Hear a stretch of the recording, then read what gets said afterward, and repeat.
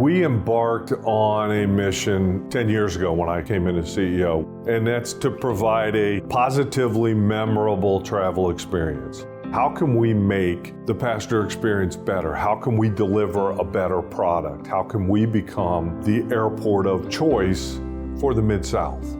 The Smart Glass elevates the process that we were trying to achieve. Obviously, when you focus on a positively memorable travel experience, you don't want a passenger sitting in a hold room seat and have to hold their hand up to block the glare.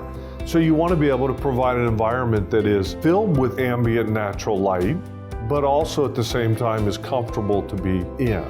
And it amazes me when I walk the facility to see people sitting in the hold rooms, because in the past, everyone avoided the seats that faced the windows because of the glare.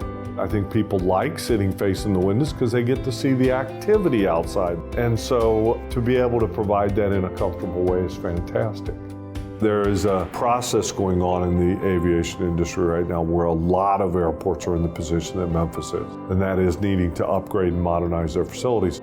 The opportunity to do that with something that is as wonderful as Smart Glass, to be able to allow for as much natural light as possible, but also to control all those negatives, the UV, the heat, the glare, is something that I would encourage airports to look into, if not to embrace and build into their specs. Because if you're going to modernize, you might as well modernize.